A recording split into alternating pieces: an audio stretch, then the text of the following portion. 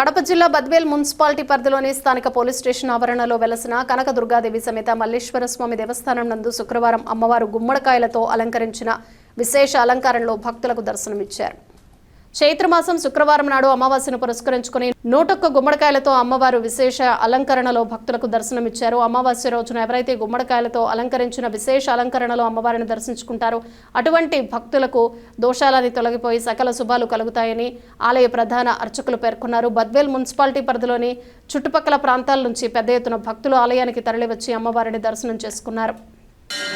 శ్రీమాత్రే నమః. నవదుర్గా మహాకాళి బ్రహ్మ విష్ణు శివాత్మిక త్రికాలజ్ఞాన సంపన్నం నమామి భువనేశ్వరి.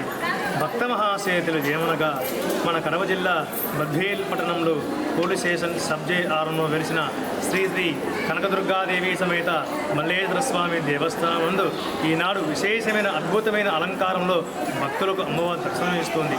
మరి ఎందుకు స్వామి ఈనాడు విశేషమైన అమ్మవారు గుమ్మడికాయలతో ఎందుకు చేసినామంతగా చైత్రమాసము మొదటి ఉగాది సంవత్సరంలో నాడు మొదటి అమావాస్య వచ్చిన సందర్భంగా అందులో శుక్రవారం అమావాస్య శుక్రవారం కలిసి రావడం కూడా అమ్మవారు విశేషమైన అద్భుతమైన దివ్య కాంతులతో తేజస్సుతో అమ్మవారు భక్తులు దర్శనమిస్తుంది.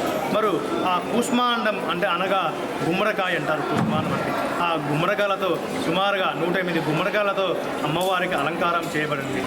ఎవరైతే ఆ భక్తులు గుమ్మడికాయ కూష్మాండ అలంకారంలో భక్తులు దర్శనం చేసుకుంటారో వాళ్ళకి ఆ భక్తులకి సకల దోషాలు తొలగిపోయి నరదృష్టి నరఘోషగా తొలగిపోయి సకాలంలో వారి కోరికలు నెరవేరాయి అమ్మ అనుగ్రహం కలుగుతుంది. అంతటి కూష్మాండానికి విశేషమైన తిథి ఉన్నది. అందు తిథి ఈ నెలంతా చేయకపోయినా కూడా రోజు కంటే అమావాస్య రోజు అమ్మవారికి ఉగ్ర రూపంలో దర్శనం భక్తులకు ఇస్తుంది. అటువంటి ఉగ్ర రూపంలో మనం దర్శనం చేసుకుంటే మనకేదైనా భూత ప్రేత విచాసాలు కానీ గృహ దోషాలు కానీ వాస్తు దోషాలు కానీ తొలగిపోయి అమ్మ అనుగ్రహం కలిగి సంపూర్ణంగా కొంగు బంగారమై మన కోరికలు నెరవేరుస్తాయి. మరి యొక్క కూష్మాండము అనగా ఆ గుమ్మడికాయ అనేది నరదృష్టికి సంకేతనం, నరఘోషకు సంకేతనం. మరి రుణబాధ తొలగిపోవాలి అంటే ఆ గుమ్మడికాయ అమ్మవారి గుమ్మడికాయ తగిలించి మన గృహాన్ని కట్టినట్టయితే మన గృహంలో సకల దోషాలు తొలగిపోవును, సకాలంలో మన కోరికలు నెరవేరు.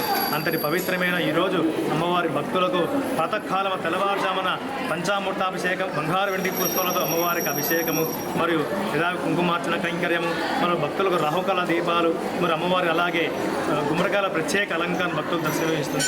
కావున భక్త మహాశైలందరూ మన ఆలయానికి వచ్చేది ఈ యొక్క అమ్మవారిని గుమ్మడికాయ కూష్మాండ అలంకారం దర్శనం చేసుకుని మీ యొక్క కోరికలు అమ్మవారి చెప్పుకొని వేడుకొని సకాలంలో మా కోరిక నెరవేరాలి తల్లి అని అమ్మను వేడుకుంటే అమ్మ దయ ఉంటే అన్నీ ఉన్నట్టే అని అమ్మవారి మనస్ఫూర్తిగా నమ్మి మన ఆలయానికి ఇచ్చేస్తారో వాళ్ళకి సకాలంలో కోరికలు నెరవేరుతాయి. ముఖ్యంగా ఈ యొక్క ఆలయాన్ని విశేషంగా సంపూర్ణ మొదటగా వివాహం కానాలి, వివాహము సంతానం లేని వారి సంతానం ఈ యొక్క మన ఆలయంలో రాహుకాల దీప సమయంలో ఉదయం 10 గంటల 30 నిమిషాలండి మధ్యాహ్నం 12 లోపల ఆ రాహుకాల సమయంలో నిమ్మకాయ దీపం వెలిగించినట్లయితే సంపూర్ణంగా సకాలంలో వాళ్ళ కోరికలు నెరవేరి ఇంకో బంగారం అవుతుంది. మరియు అమావాస్య నాడు అమ్మవారి విశేషమైన గుమ్మడికాయ దీపం వెలిగించినా కూడా నిమ్మకాయ దీపం వెలిగించినా కూడా అమ్మ అనుగ్రహం ఉంటుంది. ప్రాతకాలమున పెద్ద ఎత్తున పెద్ద సంఖ్యలో భక్తులు పాల్గొని మన ఆలయంలో గుమ్మడికాయ దీపించడం జరిగింది. మన ప్రతి ఒక్కరూ అమావాస్య నాడు అమ్మవారు ఆరాధిస్తుందే అమ్మ అనుగ్రహం ఉంటుంది. ఓం దుర్గా ఏనమా అని జపం చేస్తూ ఉంటే అమ్మ అనుగ్రహం సంపూర్ణంగా ఉంటుంది. కావున సకల ఐశ్వర్య భక్తులందరూ ఆలయాన్ని విచ్చేసి సకాలంలో అమ్మవారి దర్శనం చేసుకొని అమ్మ అనుగ్రహం పొందాలని, అమ్మ సేవలో పాల్గొనాలని అమ్మ కూడా కోరుకుంటున్నాము.